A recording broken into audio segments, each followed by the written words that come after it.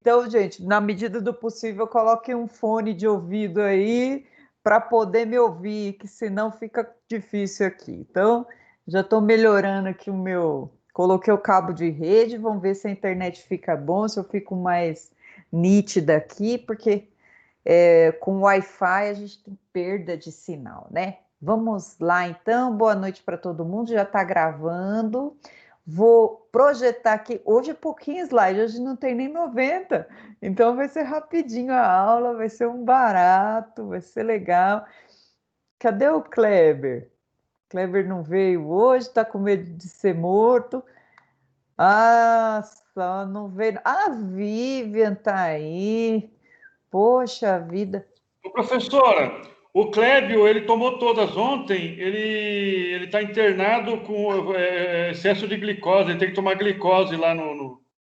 É verdade? O Kleber está internado?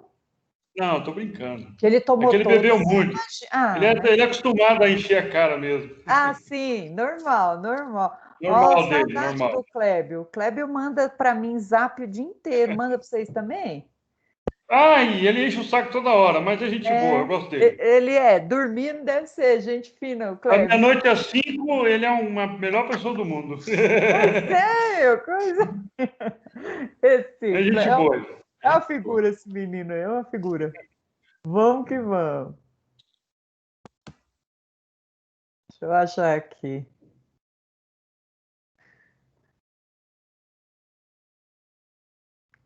Vai aparecer já para nós aqui. Vamos lá. Vocês estão, quando vocês estiverem vendo o slide, me avisem, por favor. Já estou, professor. Apareceu. Apareceu? Gente, tá muito rápido isso aqui. Apareceu. Desapareceu. Vai aparecer, só um pouquinho.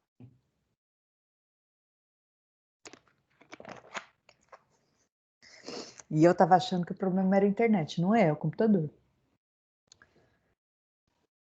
Sumiu. Jovens, calma, jovens. Vocês são nervosos. Se fosse na aula, eu não teria nem... Tranquilinho, professora. Hã? Tranquilinho. É o Clébio? Marcos, professora. Marcos, vamos ver. Marcos, você tá com a voz parecida com o Clébio. Agora já. Acho que não vai aparecer inteiro. Espera aí. Ontem o meu computador fez a mesma coisa, tive que reiniciar esse safado aqui. Você não pode demonstrar que está com pressa, senão ele trava.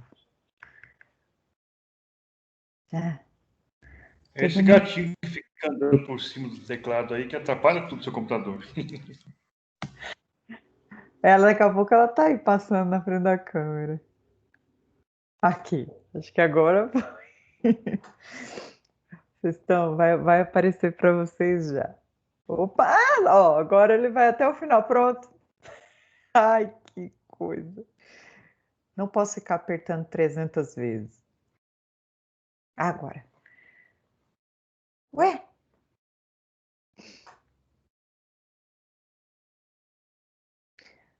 Oh, meu Deus. Eu querendo ensinar e o negócio fazendo isso. Vamos de novo.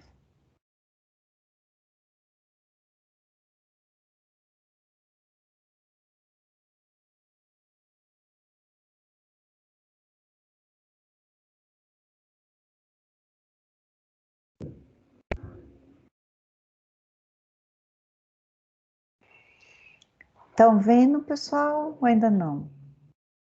Agora será que apareceu? Sim. Ai, que bom. Então, Perfeito. Deixa eu começar a aula aqui. Se eu estiver falando rápido, ou se acontecer alguma coisa aqui que vocês não estiverem ouvindo, avisem, por favor, tá? Essa nossa sessão da apostila é 2.1. Espero que todos tenham lido antes de mim. Todo mundo tem que estar um passo à frente aqui das aulas para poder absorver melhor o conteúdo. Aí, quando eu estiver falando, vai ser só uma revisão de conteúdo e a gente consegue aprender melhor. Combinados, pessoal? Aqui eu vou falar sobre formulação do contrato de consumo, a gente está tratando de direito do consumidor, oferta e publicidade.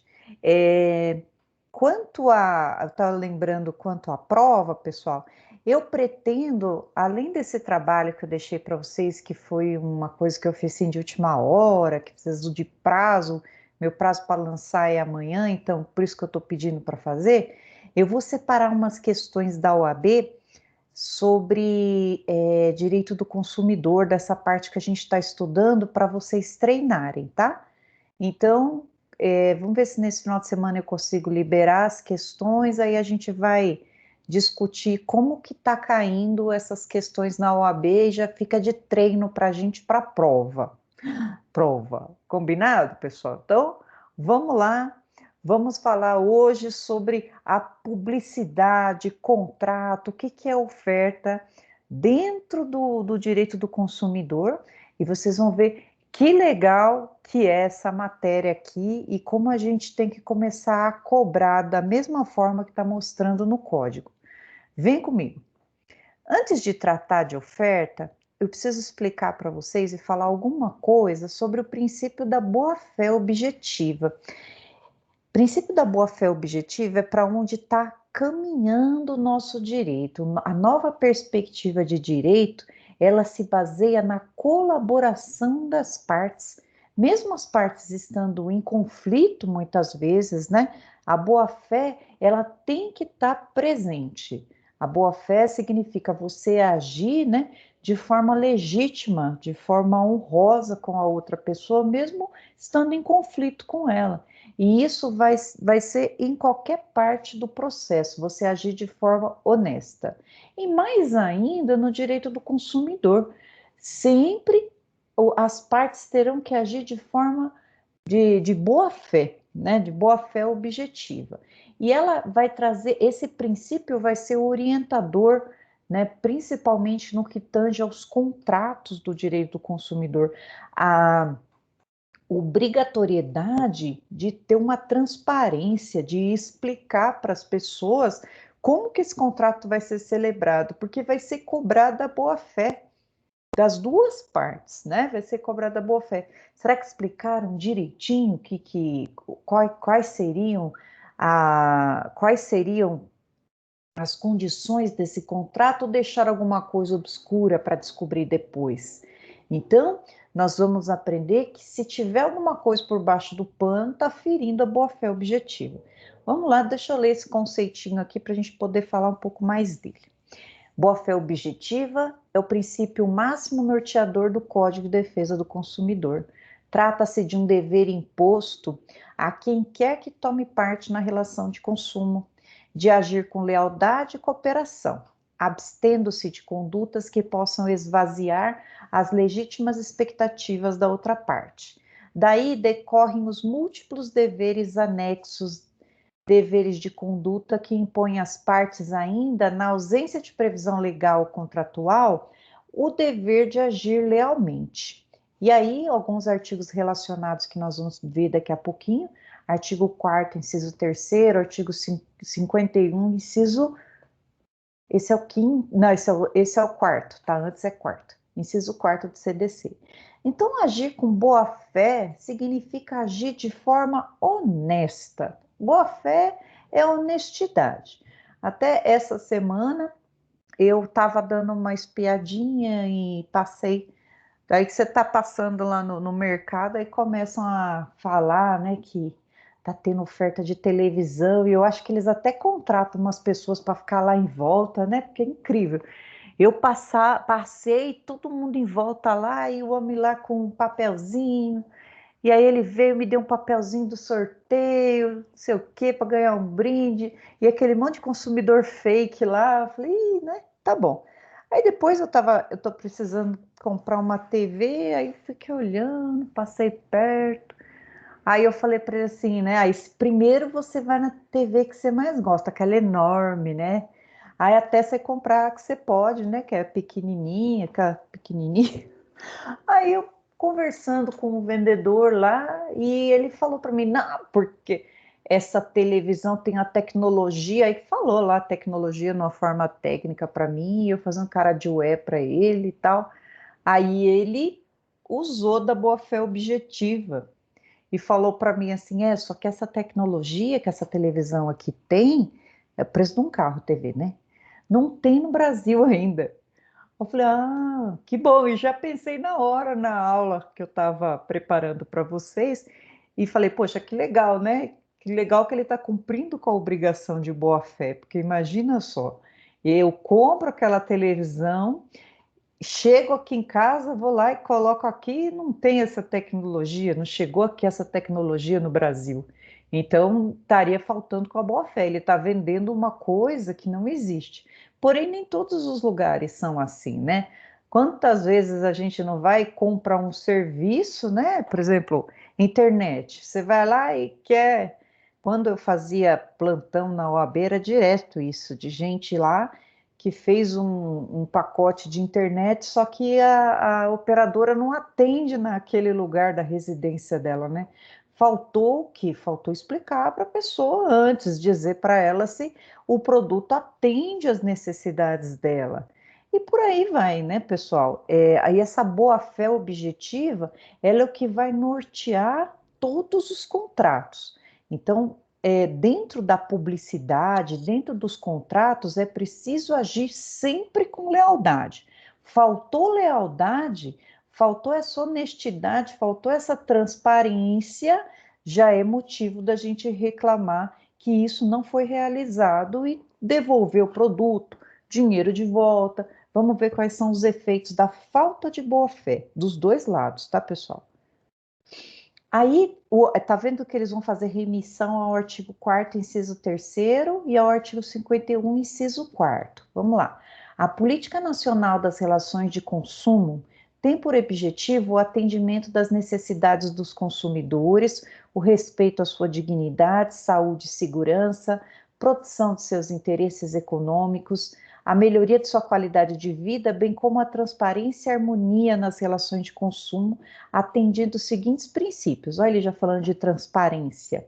A harmonização dos interesses dos participantes na relação de consumo e compatibilização da proteção do consumidor com a necessidade do desenvolvimento econômico e tecnológico, de modo a viabilizar os princípios dos quais se funda a ordem econômica da Constituição, artigo 170, sempre com base na boa-fé e equilíbrio nas relações entre consumidores e fornecedores, né? Você vai lá e compra um automóvel lá, fica todo contente, depois você vai ver que esse automóvel está cheio de vício oculto, né? A pessoa não te falou o que é aquele... Você comprou lá, você foi lá e comprou uma maré, né? Falei, puta que maré da hora, será que ele é econômico? Aí depois descobre, né, que você comprou um carro que vai te dar um pouquinho de trabalho, mas o vendedor não te falou nada, faltou com uma boa fé, né? Aí, olha só, trouxe até um julgado para vocês, ação de... Olha isso aqui falando de boa fé, civil e consumidor, ação de cobrança. Empréstimo consignado em folha, suspensão de documentos, suspensão dos descontos, manutenção do dever de pagamento, princípio da boa-fé objetiva, sentença mantida. O princípio da boa-fé objetiva impõe às partes, durante a execução do contrato, uma atuação pautada nos deveres de honestidade, lealdade e informação, consoante estabelece o artigo 422 do Código Civil e 4º, inciso 3 do CDC. Suspensos descontos em folha de pagamento, olha isso, cabe ao devedor providenciar a regularização do contrato com o pagamento das parcelas vencidas, recurso não provido. Olha aqui falando de boa-fé da parte do consumidor. O que aconteceu aqui? Ele fez um empréstimo consignado, não foi isso? Alguma coisa estava lá consignado em folha, pararam de descontar em folha e ele achou que simplesmente não precisava mais pagar, né? Qual que é a obrigação dele? Opa, não descontaram, eu tenho essa dívida. Vai lá e paga. Tá vendo que a boa-fé ela também vai da parte do consumidor. Outra que eu vejo muito também as pessoas dizendo, mas eu não recebi o boleto. Mas você sabe que você tem essa dívida, né? Então, a sua obrigação é ir lá, principalmente nesse tempo de pandemia, que às vezes não está chegando, ou por algum motivo o boleto não chegou. Você sabe que todo mês você vai ter a conta de luz, a conta do gás, a conta da mensalidade da faculdade, as contas que você tem ali todo mês. Então, se não chegou, você precisa ir buscar. A boa-fé vai das duas partes ali, olha só. Então, a pessoa deve ter ido lá na justiça dizendo que não ia pagar com juros porque não descontou. O que aconteceu? Virou contra o feiticeiro. Vamos pagar. É isso que ele está dizendo aqui. Vamos para o próximo aqui, está acabando. Olha só, Paulo de Tarso, ministro do STJ. A boa-fé objetiva constitui um modelo de conduta social ou um padrão ético de comportamento que impõe concretamente a todo cidadão que nas suas relações atue com honestidade, lealdade e probidade. Tá muito linda essa aula até agora falando de honestidade, vocês não estão achando? Mas nem sempre é assim, né? Nem sempre é assim nas relações de consumo. Nos contratos, nem sempre são assim. Como que vão funcionar os contratos no direito do consumidor? Contrato, então, é um acordo bilateral de vontades exercido voluntariamente pelas partes dentro dos parâmetros legais. Os contratos são, sem dúvida, as fontes mais comuns das obrigações privadas. O que é um contrato, pessoal? O contrato é um instrumento pelo qual duas pessoas vão firmar ali a sua vontade, né? Por isso que a gente fala que é um acordo bilateral de vontades. Um vai se propor a fazer alguma coisa e o outro vai se propor a fazer outra coisa, uma obrigação. E por essa obrigação vamos ter um objeto. Todo mundo está de acordo, então, em regra, esse contrato vira lei entre as partes. Já ouviram falar que o combinado não é caro? É mais ou menos assim, né? O contrato ele vai fazer lei entre as duas partes. Eu contrato com você que eu vou comprar seu celular por R$ 1.000 em duas parcelas de 500. Então a gente faz um contratinho ali, pode ser feito esse contrato, e aí coloca as cláusulas que eu vou pagar depositado na sua conta. Se eu atrasar um dia, vai ter multa de R$ 50 e mais R$ 10 por dia. Tá de acordo? Tô. Então eu vou pagar no dia para não ter multa. Você pode cobrar antes desse dia? Não, tem que ser no que está pactuado ali. Porém, com a massificação, né, da compra e venda, compra e venda em massa, e não tem mais como você ficar negociando, os contratos passaram a ser feitos por adesão. Você só tem você. Oi, desculpa. Tem alguns alunos esperando você aceitar a entrada deles na sala. Mas tá, não tem não. Sabe por quê? Porque eu nunca deixo o lobby para. Não, tudo bem, pode ser algum erro, então, porque eu nunca. Quando está escrito lobby lá, aceitar, faz um barulho para mim, não sei se faz para vocês, mas a minha configuração aqui é para a pessoa não precisar pedir para entrar, a porta fica sempre aberta. Vê com essas pessoas, foi a Isa que falou? Isso. Isa. Fala para eles que se acontecer isso, algum erro para sair e entrar de novo, porque sempre fica autorizado. Eu já autorizo sem precisar pedir aqui, porque é ruim ficar pedindo para entrar aqui, né? Por favor, vê para mim e me fala, tá? Por gentileza. Eu tenho que entrar e sair várias vezes, professora. Dá vários problemas. Então, mas eu já configurei para não ter esse tipo de eu ter que ficar apertando lá para o aluno entrar. A gente deixa a sala de aula aberta, aqui, a porta aberta da sala. Porque é tão ruim, né? Nossa. Aí você perde o fio da meada, não vê, fica esperando o professor habilitar, deve ser um saco mesmo.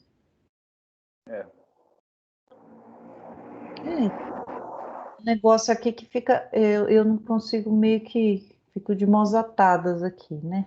Deixa eu voltar lá, então, onde a gente estava. Eu estava aqui, PPP. Falando igual deputado. Então, vocês entenderam que o contrato, pessoal, para ele ter essa validade que a gente chama de pacta sunt servanda, que significa o contrato faz lei entre as partes, que uma vez contratado tem que cumprir, sem choro nem vela, senão vai pagar a multa, só vai valer para aquele tipo de contrato mais antigo, que a gente conseguia negociar cláusulas. Com a massificação dos contratos, ninguém discute mais cláusula, a gente não consegue. O máximo que a gente consegue fazer é comprar ou não comprar. Vai lá na televisão, eu gostei dessa televisão, puxa, que bom. Eu faço para você em tanto, juros com tanto. Aí você fala, nossa, mas não dá para tirar esses juros? Não. Daí o máximo que dá para fazer é não comprar, né? Mas discutir cláusula, faz tempo que a gente não discute cláusula em direito do consumidor, não é, pessoal? Faz muito tempo. E aí, ó, ele está dizendo aqui, ó, que legal. Porém, quando os contratos envolvem relação de consumo, a teoria clássica e os princípios tradicionais relativos à matéria do Código Civil não são suficientes para proteger a parte considerada mais frágil, ou seja, o consumidor. Trata-se de uma relação privada com muitas peculiaridades que merecem atenção especial por parte do legislador. Lembra na segunda aula que eu falei para vocês que a cadeira do consumidor era uma que todo mundo queria sentar? Por quê? Por causa dessa proteção a mais do direito do consumidor. Se você está numa relação civil de contratos, então você tem que pagar aquela multa que está ali porque você aceitou as cláusulas do contrato. E o direito do consumidor já é um pouco mais flexível, já é diferente. Então ele está falando assim, que é uma relação privada peculiar, porque o consumidor ele está numa situação mais frágil e merece proteção. Diálogo das fontes. Diálogo das fontes, pessoal, significa que eu posso usar vários diplomas legais ao mesmo tempo para criar um melhor direito para o meu cliente. O Código de Defesa do Consumidor, ele assume papel de destaque, mas é necessário ter cuidado, pois em matéria contratual, o CDC não exclui por si só a aplicação do Código Civil, como pode, a princípio, parecer. Deve-se buscar harmonia entre as normas jurídicas, de modo que elas possam se completar e interagir. Teoria do diálogo das fontes. Essa norma aqui foi retirada da apostila, tá, pessoal? Eu tenho aqui as minhas ressalvas aqui, porque pelo diálogo das fontes, a gente significa que a gente pode usar as normas tanto do Código Civil como do Código do Consumidor, fazendo uma junção entre elas, né? E sempre o que for mais favorável para o direito do consumidor. Sempre tem normas protetivas no direito no Código Civil que são até melhores do que o direito do consumidor. Posso usar aquela norma para fundamentar? Pode, se ela for mais benéfica, pode sim. E aqui uma fonte dialoga com a outra, né? Então acabou aquele negócio de falar que se você for usar um tipo de lei, você tem que ficar nela até o fim, né? Não. Aqui a gente fala que é um microsistema jurídico do direito do consumidor. Então, posso usar as normas protetivas sim. O diálogo das fontes está no artigo 7º no CDC, ó, como ele vai tratar diferente da apostila.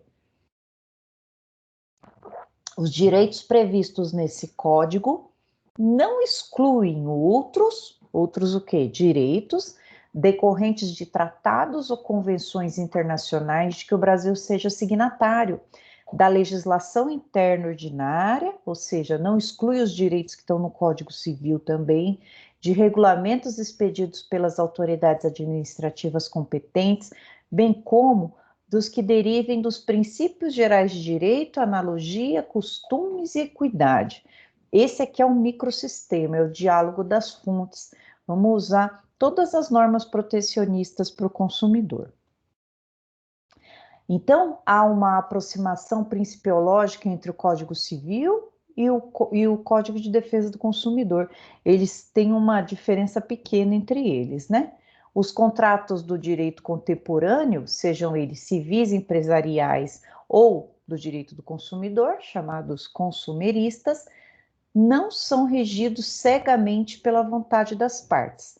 A autonomia privada foi relativizada e deve seguir padrões mínimos de razoabilidade, cumprindo uma função social significativa. O que a apostila está querendo dizer aqui, né? Eu não vou seguir cegamente a vontade das partes. Significa dizer que o que está escrito naquele contrato não traduz a vontade das partes, principalmente a vontade do consumidor, já que ele é pré-feito, né? Eu não discuti cláusula nenhuma a hora que eu fui comprar, a hora que eu fui financiar aquele carro, eu não discuti cláusula nenhuma. Então, essa autonomia privada do contrato fazer lei entre as partes, ela vai ser relativizada. Não vai ser bem assim, não. Posso conseguir quebrar essa lei que o contrato faz. Dessa forma, admite um número maior de hipóteses de anulação, resolução e revisão dos contratos por lesões. De igual modo, o princípio da boa-fé contratual também passou a ser um pilar comum, norteando todas as relações obrigacionais. Os contratos se tornam relativos em virtude de norma de ordem pública. Ou seja, aqui, né, está falando assim que o direito do consumidor ele tem uma facilidade maior em desfazer o que está ali no contrato indo lá na justiça. Código Civil. Professora, Pois não, está tendo problema. não está mais aparecendo as transparências. Ai, meu Deus. E a coleguinha ainda não conseguiu entrar na sala. E, gente, não tá aqui aparecendo nada aqui que tem alguém querendo entrar. Coitada. Professora, E agora, o que eu faço? Oi? até então aqui, bom, a senhora está falando da quebra de contrato, que no direito do Código do Consumidor é mais fácil. Isso porque também advém daquele primeiro princípio que a senhora passou na aula, que é o da vulnerabilidade, né? Presume-se que o consumidor é vulnerável ao... Ah, meu Deus, esqueci o nome do... Ao fornecedor. Isso, e a empresa. Isso. E aí nós vamos entender a tese que os STJ tem defendido, que é não maximalismo, mas isso. Mitigada. A mitigada seria para a pessoa jurídica. E aí a finalista, a maximalista e a mitigada.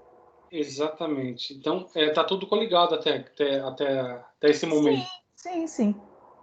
Tá, ok. Tá vendo? A apostila está repetindo tudo de novo. Né?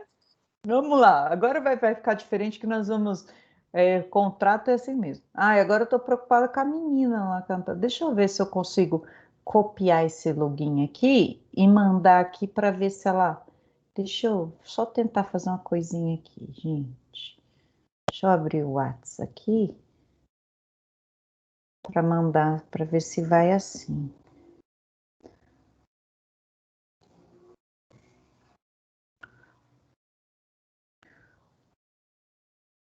Acho que... Isa, você pode me chamar... A Isa está escutando? Você pode Você pode me chamar aqui no WhatsApp para eu te mandar o link para você passar para essa pessoa? Quem sabe que esse link... Você não tem? Você não fala comigo, não? Quem que é da sua sala? Professora, passa para mim, por favor. É a Jéssica. A Jéssica, vou passar. Passa para mim, por favor. Espera aí que ele está entrando aqui. Vocês falam assim, professor, passa para mim, não estou nem vendo vocês. E aí eu nem só pela voz assim. É difícil, né, professora? Desculpa. No computador ainda. No computador aí que a gente tem uma voz diferente, né? Peraí, vamos ver se dá certo, gente. Passa para ela, Gê, vê se ela consegue por esse aqui. Vamos lá, vou voltar aqui. Agora, o que vocês estão enxergando aí? Vocês estão enxergando os slides? Ou não? Estamos. Beleza. Se não tiver, dá um grito aí para mim, gente, por favor. Senão fica. Vou voltar um pouquinho, senão fica totalmente sem nexo o que eu estou falando. Vocês não estão vendo nada, né? Aí não dá para. Não dá para viver, pô. Aí falando diálogo das fontes, né? Aí, diante disso, está lá na cadeirinha do consumidor, consigo rever as cláusulas mais facilmente. Nunca vi, viu, gente, na justiça, falando sobre direito do consumidor, o juiz falar que o contrato faz lei entre as partes que não vai mudar a cláusula leonina. Nunca vi. Nunca vi, pra falar a verdade para vocês. Não vou nem falar que é raro, porque eu nunca vi. Sempre alteram, sempre dão razão para o consumidor, que é a parte mais vulnerável, mais fraca da história, né? Então, o Código Civil serve em diversos momentos como base conceitual para o Código de Defesa, ou seja, não há como compreender bem o contrato de consumo sem realizar algumas remissões ao direito contratual. Mas ele está dizendo que a gente precisa ter por base o direito civil nos contratos, na parte de contratos, né? Porém, lembrando que não é tão rígido quanto o direito civil, o direito do consumidor. Por isso que essa posição de consumidor, ela é disputada. Então, vamos começar a oferta, vamos só fazer uma retomada aqui no direito do consumidor, dizendo, quando a gente faz um contrato no direito do consumidor, a gente faz contrato de adesão. O que significa isso? O contrato vem pronto, né? A gente só dá o aceite. Muitas vezes o aceite que a gente dá, né? Eles fazem a gente rolar uma tela lá e no final dá um clique. Quem lê aquilo? Ninguém, né? A gente não lê nada. Então, vamos lá, aceitamos. Quando vai ver, a gente entrou numa fria, entrou numa cilada, né? A gente não discutiu cláusula nenhuma. E daí, quando chega... É claro que o consumidor, na hora da contestação, ele sempre vem com essa história de pacta sunt servanda, o contrato faz lei entre as partes, sempre ele vem com essa história. Mas não cabe no direito do consumidor ficar alegando isso, porque o que vai valer é a hipossuficiência, a vulnerabilidade do consumidor. Então, não venha com churumelas, não, porque cláusula que faltou boa-fé, que faltou transparência nas relações, elas são tidas como não existentes lá para a justiça, e aí a gente pode escolher o que a gente quer. A gente quer outra coisa, quer o dinheiro de volta, quer o abatimento proporcional no preço, essa que vai ser a consequência. Vamos lá, falou um pouquinho do contrato, vamos lembrar que a gente consegue alterar as cláusulas que são ruins para o consumidor, e a oferta. Agora vamos falar um pouquinho sobre a oferta e a publicidade. O que é oferta? A oferta, é a declaração inicial que visa a realização do contrato. É o ponto de partida da relação. Para que seja formulado o contrato, é necessário que a proposta seja aceita pelo consumidor. Aqui, quando a gente fala de oferta no direito do consumidor, a gente não está tratando como uma coisa que está abaixo do preço, né? Sempre que fala oferta, a gente fala, eita, está em oferta, está abaixo do preço. Não, oferta significa oferecer. Eles estão oferecendo para a gente determinado produto ou serviço, eles estão nos ofertando. E essa oferta é um pré-contrato, ela vincula o fornecedor. Então, quando ele apresenta uma oferta para a gente, ele tem que cumprir essa oferta. E essa oferta aqui tem que ser cercada de boa-fé, de transparência, não pode ter nada por baixo dos panos aqui.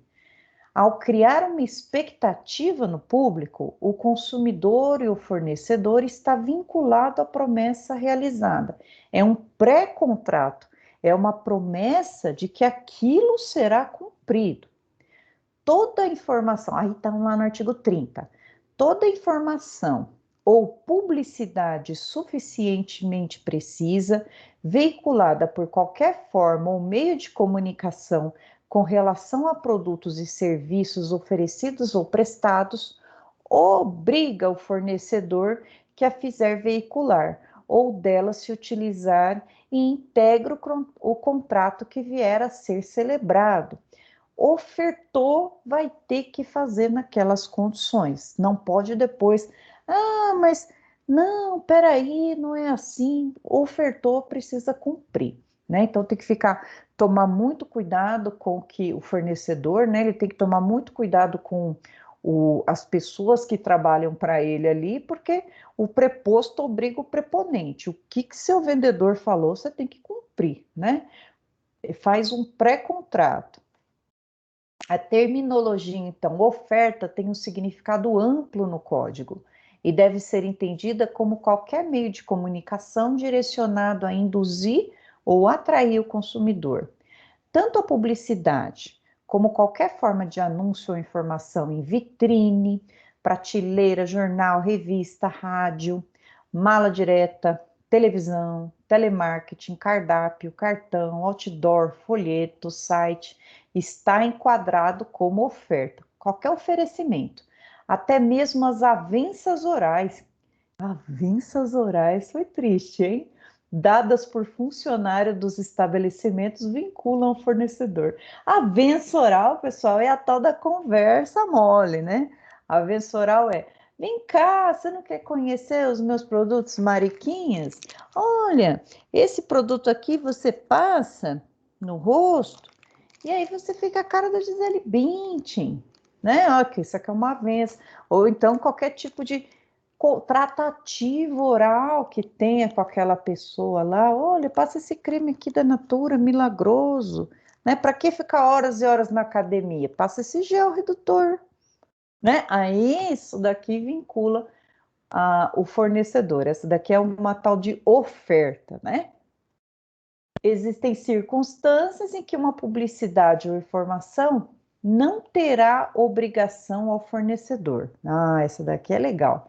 Se a oferta é fruto de um erro grosseiro, facilmente identificável.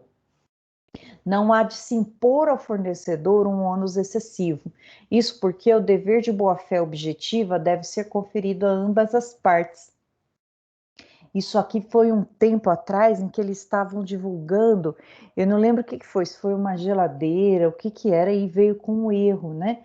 Veio com 0 a menos, né? Era era 5.000 e veio como 500. Aí vai todo mundo correndo atrás da geladeira, e aí eles não venderam, não quiseram vender de jeito nenhum. O pessoal, o consumidor foi para a justiça e conseguiu identificar, olha, foi um erro grosseiro aqui de digitação, não tem como eu vender esse produto aqui por 10 vezes menos do valor dele, né? Então, não é obrigado se tiver algum erro grosseiro na publicação. Destaca-se, a oferta sempre integrará, sempre também não, né? A gente viu agora que o erro grosseiro vai excluir isso, o futuro contrato. Assim, se o fornecedor faz uma publicidade prometendo algo e na hora de concluir o contrato retira algum item originalmente prometido, ainda que não conste no pacto escrito, está vinculado a entregá-lo. Olha só, aquele aqui, como que ele falava? Quer pagar quanto? Quer pagar quanto? Por que tiraram aquele quer pagar quanto? Quero pagar R$1. Tinha que ser, estava integrando o contrato. Já que ele estava dando essa publicidade, falando que a pessoa podia pagar o tanto que ela quisesse, não podia chegar lá e falar, olha, a parcela é a partir dos R$200. Não, você falou que eu queria pagar o que eu quisesse, então rapidinho já assumiram com aquele menino do quer pagar quanto, né? Mas imagina, numa imensidão de consumidores, poucos vão cobrar o direito deles, né? Olha lá, se uma construtora faz um anúncio no qual promete a entrega de apartamentos com armário embutidos, mesmo que o contrato firmado posteriormente traga uma cláusula expressa em sentido contrário, ela deverá cumprir a oferta original, em virtude do artigo 30. Nem fala de construtora, né? O que dá problema com construtora de não entregar o apartamento. Às vezes eles entregam o apartamento um ano depois do que foi combinado, é um auê, né, com construtora e briga com construtora na justiça, porque dificilmente eles cumprem, mas aí você vai olhar no contrato, eles têm uma carência lá de tanto tempo e eles usam essa carência. Oferta ainda. Outro dever imposto ao fornecedor em virtude da oferta é de prestar informações verdadeiras, completas e qualificadas sobre produtos e serviços efetuados. Mesma coisa, seguindo o princípio da boa-fé, né? Informações verdadeiras e completas. O vendedorzinho que falou para mim: olha, essa TV maravilhosa, mirabolante, preço de um carro popular, ó, só que não tem essa tecnologia no Brasil. Fez a parte dele, fez o certo de me falar que se eu comprasse aquela televisão, ia ser a mesma coisa de uma televisão comum, porque não tem a tecnologia. Ele fez certinho. Artigo 31.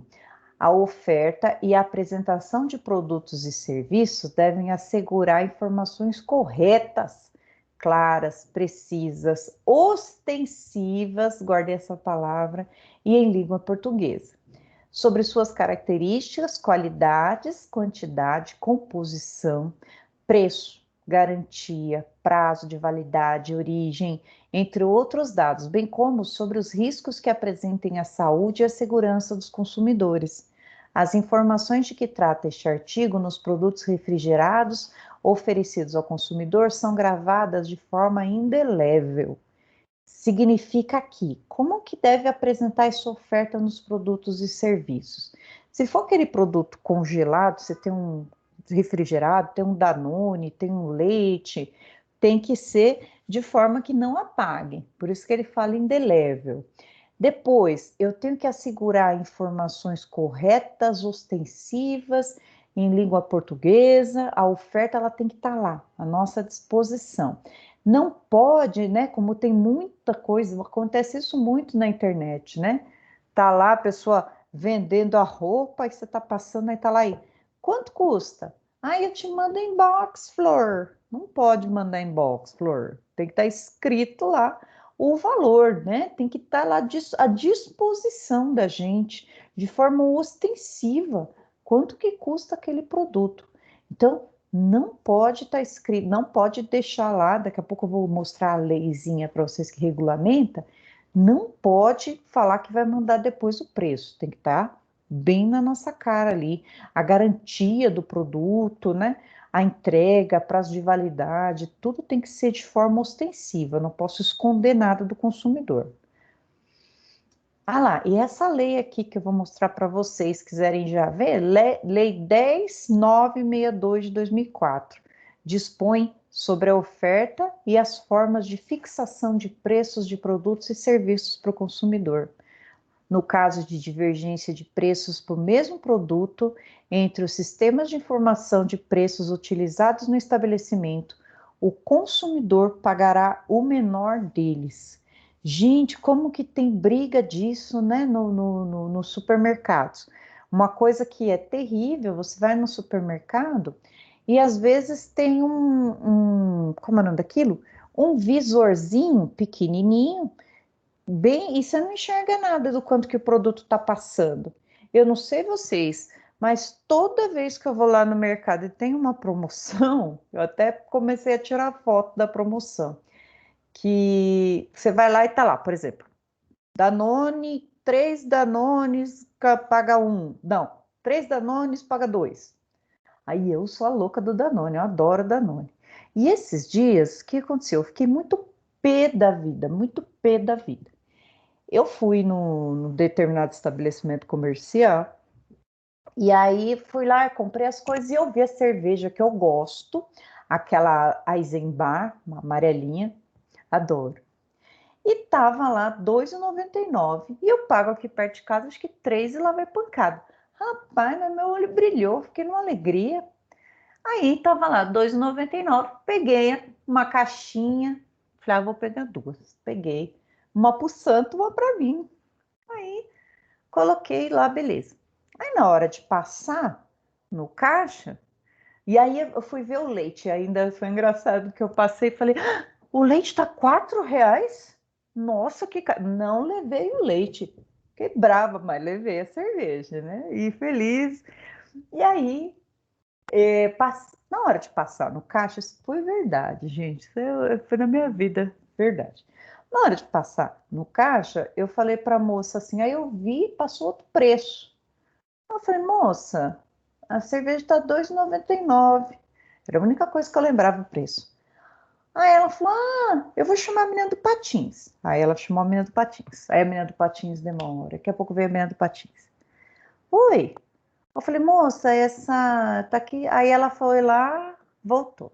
E eu aguardando. Aí ela, é esse preço mesmo. Eu falei, não, moça, tá R$ 2,99. Justo eu vou esquecer o preço da cerveja. Voltei lá com ela. Aí ela falou assim, você é essa gôndola aqui? Falei, é. Aí ela, isso aqui é preço atrativo de clientes, moça, não é esse preço. Falei, o quê? Preço atrativo de cliente? É preço atrativo de clientes.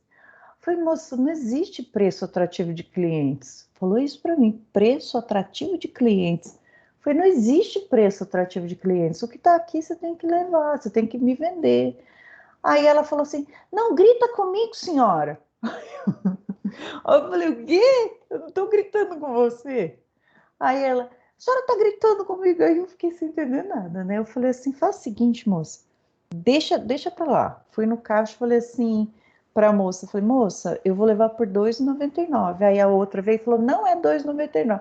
Enfim, aí eu nunca grito com ninguém. Falei assim, eu quero falar com o gerente agora. Aí chamou o gerente, criou uma pequena confusão ali e acabei que eu levei, né? Falei, traz o Código de Defesa do Consumidor que eu mostro para o senhor, né? Aí, não, moça, eu falei, olha, deixa eu falar uma coisa, não existe preço atrativo de clientes. Isso aqui é um crime você falar isso para mim. E a menina do lado falando, ela tá nervosa. Eu falei, eu não tô nervosa. Aí eu comecei a ficar nervosa porque a menina falou que eu não tava, que eu tava nervosa, enfim. Aí eu falei, pode trazer o código que eu mostro para você onde que tá, né? Aí ele, não, acabou e levou. E a galera da fila xingando minha mãe, né? Porque eu tava demorando muito. Enfim, galera, vocês acreditam que isso aconteceu logo comigo? Não que eu seja melhor que o outro, mas o fato da mulher falar para mim que eu tava gritando com ela, eu fiquei com tanta raiva que a minha vontade era, não vou falar porque vai ficar uma coisa muito ofensiva, mas que dá uma raiva, né? Poxa, a pessoa tem a coragem de falar, e é uma coitada, né? Acho que ela nem deve imaginar o que é um código de defesa do consumidor. Isso daí ela foi orientada por alguém a falar uma besteira dessa e deve estar acostumada com gente grossa, né? Enfim, eu só sei que eu saí de lá puta da vida e depois eu fiquei, dei tiro de bazuca e andorinha na menina, porque eu só só faltei grudar o pescoço dela a hora que ela começou a engrossar. Enfim, galera, tendo divergência ali, né? Tendo divergência se no produto da hora que passa na maquininha tá lá R$ 3,50 e na gôndola tá 2, eu vou pagar 2, R$ 2,99. Não existe. Opa! Não existe essa história de preço atrativo de clientes. E eu vou dar uma dica para vocês que quando acontecer uma coisa dessa com vocês, né? Se acontecer com vocês, não percam tempo de ficar brigando com uma pessoa que não tem entendimento, né? Fala que você quer falar com o responsável da empresa, porque o responsável da empresa precisa ter um treinamento para isso, né? Mas na maioria das vezes a gente deixa para lá para evitar o estresse também, né? Eu confesso que, mas é que aquele dia eu fiquei muito pé da vida para deixar para lá para evitar o estresse, né? Enfim, Professora, foi o que aconteceu. Pode falar. Professora, em certa feita eu havia dito à professora da questão da coragem, né, de pleitear ou exercer o direito, na verdade, nessas questões. É justamente, a professora deu um exemplo do que aconteceu, e eu particularmente senti também uma vontade de dizer também que já aconteceu também comigo aqui no mercado de casa. Eu me lembro até que na primeira aula eu cheguei a comentar com a professora via vídeo. O que acontece? Quando eu me referi àquela ocasião da questão de exercer, justamente eu me referi a exatamente isso que a professora praticou. Porque, assim, perante aos olhos das pessoas que não entendem, né, que são leigas e não têm obrigação de entender, isso é um barraco. Mas, na verdade, o que elas devem entender é justamente a linha de raciocínio pela qual a professora seguiu. E uma vez também, só que eu fui mais um pouco além. Eu não encontrei o preço no produto, aquele produto que eu ia levar. E aí, quando eu cheguei no caixa, eu fiz exatamente o que a professora falou. Eu falei, ó, pela lei, e me dá o direito, só que eu falei não alto, eu falei bem baixinho ali para a moça do caixa, ela fez a mesma coisa, chamou a gerente, eu falei, olha, a lei, só que eu fundamentei, eu falei, a lei, tal, lei, inclusive essa, 10.962, e aí, lógico que eu já tinha visto também, e até se não é cumprido a lei, já caracteriza crime pelo Código do Consumidor, e fui falando bem baixo. Eu falei, então, eu sei que um produto de R$14, eu levei ele por R$2,85, mas é exatamente isso, até para não tomar e não ser prolixo, quando eu mencionei a questão da coragem, é justamente isso. Se todos, assim, é claro que todos não estudam direito, mas se aqueles que estudam direito tiverem a coragem, que é um porrete, e a coragem de dar a porretada, que é isso, a maioria dos estabelecimentos, elas se regularizam. Porque como eu mencionei para a moça, a gerente, e ao caixa, falei, olha, eu estou levando este produto porque me é conveniente e é aquilo que eu vou usufruir. Agora, eu vi outros produtos que não vou pleitear, até porque eu não estou levando, mas se vier outra pessoa com o mesmo argumento que eu, naturalmente, ela levará. Então, é preciso vocês observarem isso. Eu sei que ficou tudo amigavelmente, mas assim, eu termino. As pessoas enxergam isso como um barraco que você está fazendo, que você está atrapalhando, mas para elas, se elas puderem usufruir ou se defender disso, elas farão. Legal, dois pontos, né? O primeiro é que eu acho que não devia ter essa informação só na faculdade de Direito, todo mundo devia ser orientado acerca do direito que tem, né? Acho que a informação devia chegar mais nas pessoas, né? A gente liga a televisão, a gente só vê besteira no programa à tarde, né? A gente não vê uma coisa importante de informação, a gente só vê besteira, né? Professor, quando eu chego no mercado, todo mundo já começa a correr. Vê se tem preço lá. Então, a gente vê que a informação ela não chega nas pessoas. E quando a gente vai e fala, até a gente se sente mal, né? Porque, pô, vai falar assim, muitas vezes eu prefiro nem levar, porque eu vou ficar com raiva, né? Eu vou ficar com raiva porque é complicado, né? Você fazer essas coisas assim. Por exemplo, eu tenho, por exemplo, o meu pai é do Ministério da Agricultura. Então ele já fala assim, eu prefiro nem ver, porque se ele é fiscal federal, se ele vê, por exemplo, um produto que está refrigerado de forma incorreta, ele vai ter que autuar o negócio lá. Então imagina só o rolo que não é, né? O rolo que não e faz uma papelada, enfim. E a gente fica pensando, poxa, o tanto de irregularidades e a gente quem tem a informação tem o poder, né? A gente se sente até arrogante fazendo um negócio desse, né? E a pessoa já estava armada ali no mercado, já. A hora que ela falou que eu estava gritando com ela, né? Quem me conhece sabe, eu sou uma pessoa que eu não maltrato as pessoas. Eu só estava falando, tá errado. Aí a hora que ela fala que é um produto, como que ela falou? Atrativo de clientes, eu não me aguentei. Eu falei que isso não existe. Mas ela não tem informação, então a gente vai atrás. A dica é, né? Não discuta com esse pessoal. Vai direto em quem sabe e depois vai lá na internet, faz um post. Tanto que eu fiz o post e depois vieram atrás de mim, ligaram, perguntaram se queriam que a menina ligasse para mim. Falei, não, de jeito nenhum, que eu quero que vocês deem treinamento para ela, para ela saber lidar com o público. Isso aí não, eu estou ali como consumidora.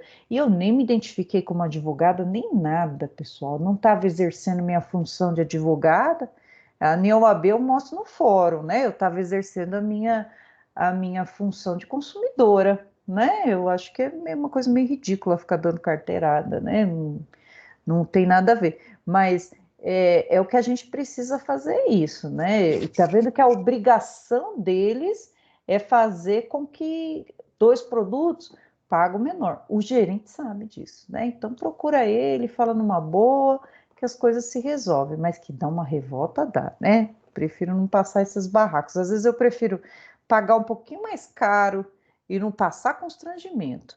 Mas tá errado, né? Tá errado. Eu tô no banco do acomodado, né? O negócio é sair brigando, quebrando tudo, né? Igual aquela uma vez, história, né? O barato sai caro. então, sai caro. Eu lembro uma vez, gente, que assim, eu tenho um irmão, ele também é advogado, só que ele é totalmente contrário de mim. Ele adora, ele dá o boi e a boiada inteira para entrar na briga.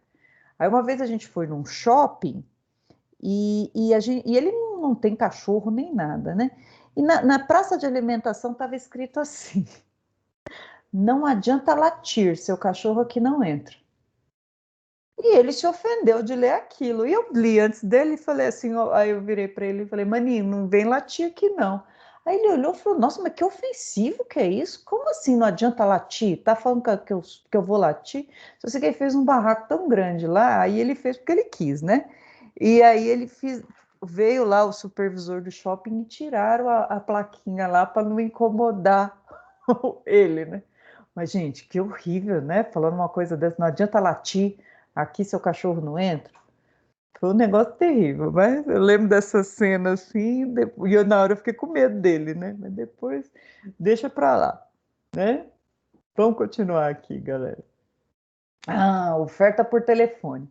O código tá meio desatualizado, né? A gente tem que pensar aqui na oferta pela internet. Porque eu não sei vocês, mas o telefone fixo toca, a gente nem atende mais, né? Porque sempre vai ter alguém telemarketing vendendo as coisas pra gente, alguma coisa desse tipo. Oferta por telefone, olha aqui. A oferta realizada pelo fornecedor à distância, sem contato físico do consumidor com o fornecedor ou algum dos seus prepostos, foi alvo de disposição expressa. Compra à distância, né? Olha lá, em caso de oferta ou venda por telefone ou reembolso postal, olha que coisa antiga. Deve constar o nome do fabricante, endereço na embalagem, publicidade e todos os impressos utilizados na transação comercial. É proibida a publicidade de bens e serviços por telefone quando a chamada for onerosa para o consumidor que a origina. Eu lembro desse artigo aqui porque eu tenho o Código de Defesa do Consumidor em áudio e eu escutava ele direto, esse código. E aí eu lembro bem disso daqui. Essa daqui é a tal da oferta à distância. Se você comprou por impulso, né? Alguém ligou, ofereceu, olha, compra esses cogumelos aqui que você vai viver mais 50 anos, ele é muito bom, você vai lá e compra, né? Eu comprei por impulso, eu não tive um contato físico e tal, né? O que vai acontecer? Vejam que ele está dizendo aqui que ele tem que estar numa embalagem, tem que estar expressa a transação, aqui.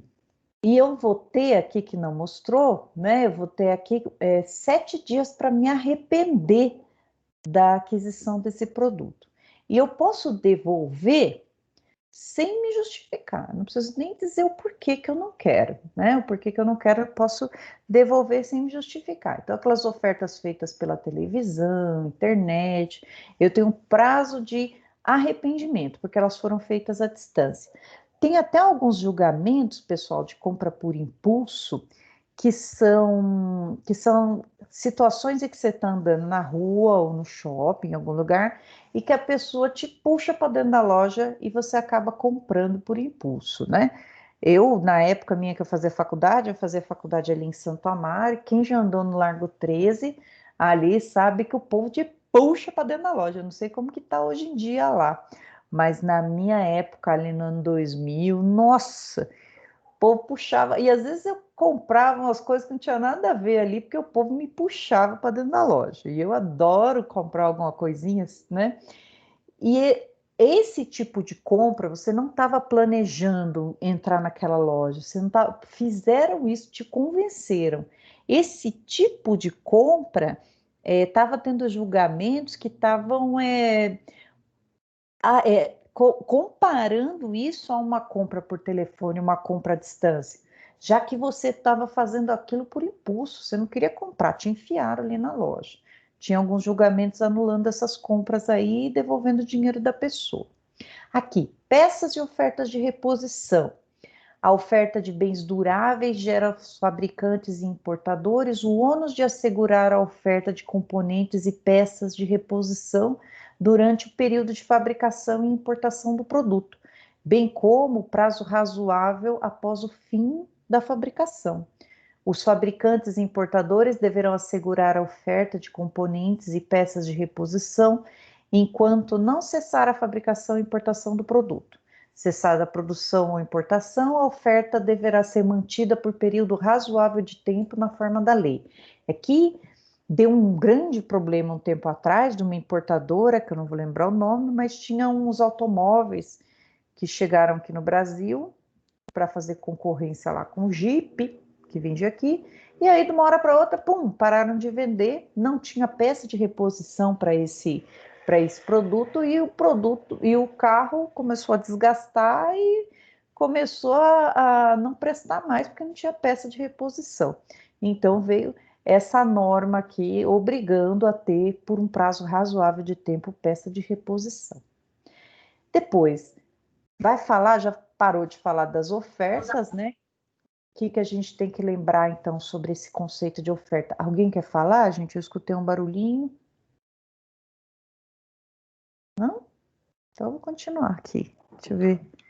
Que horas são? 8h40. Eu vou direto para terminar, tá, pessoal? Sem intervalo, pode ser? Alguma objeção? Vou direto aqui. Tá rapidinho, falta mais uns 300 slides só. Vamos que vamos. Fala, meu bem. Alguém quer falar? Não? Então eu vou. Responsabilidade do fornecedor. A cadeia de responsabilidade por fornecimento é prevista no artigo 34. O fornecedor do produto e serviço é solidariamente responsável pelos seus atos, prepostos ou representantes autônomos. Busca com a ordem jurídica assegurar a efetividade do princípio da reparação integral do consumidor. Vamos lembrar, vocês já devem ter tido essa matéria em direito civil, mas vamos lembrar o que é responsabilidade solidária, né? Vamos pensar aqui, vamos pegar aqui 3 componentes. Eu tenho aqui Papai Noel, eu tenho o Papai Noel e eu tenho esse anjinho aqui, que a minha mãe me deu. Esse anjinho que minha mãe me deu. Que anjinho que é? O anjinho Rafael. Papai Noel, olha como eu tô religiosa. Papai Noel, Santa Claus e o anjinho. Nós 3. Esse aqui fabricou, esse aqui distribuiu. Posso ouvir um amém? Pode. Vamos. E eu tenho a Nossa Senhora do Canavial, que eu sou padroeira. Ela é minha padroeira, Nossa Senhora do Canavial. Vocês são devotos dela? O Clébio, eu sei que... Ô, anjo! Ouve um amém aqui? Olha lá, o que é responsabilidade solidária. O Gabrielzinho aqui, nosso doutor Gabriel, doutor Gabriel. Doutor Gabriel, anjo Gabriel, Rafael, é outro. É o produtor, esse aqui é o distribuidor, e eu, Anjinha, sou a vendedora. O que é responsabilidade solidária? Todo mundo é responsável. Nós 3 somos responsáveis pelo ressarcimento. A gente tem que ressarcir aqui por um produto, a gente vai ter que ressarcir aqui R$9.000 para o consumidor. Aí, o que vai acontecer? Vamos supor que, se for responsabilidade solidária, não interessa de quem o consumidor vai cobrar. Se ele cobra de mim, eu tenho que pagar R$9.000. Se ele cobra aqui do Rafael, ele tem que pagar 9.000. E se ele cobra do Papai Noel, ele cobra 9 mil. A gente é solidário desses 9 mil. Que para o consumidor não interessa quem que ele vai cobrar aqui, né? Tá lá dentro do processo, veio, por exemplo, uma penhora, na conta do Papai Noel tinha 9 mil, leva os 9 mil dele. Aí, o consumidor já está belo e feliz. O Papai Noel vai cobrar em ação de regresso aqui 3 mil meu e 3 mil do Rafael.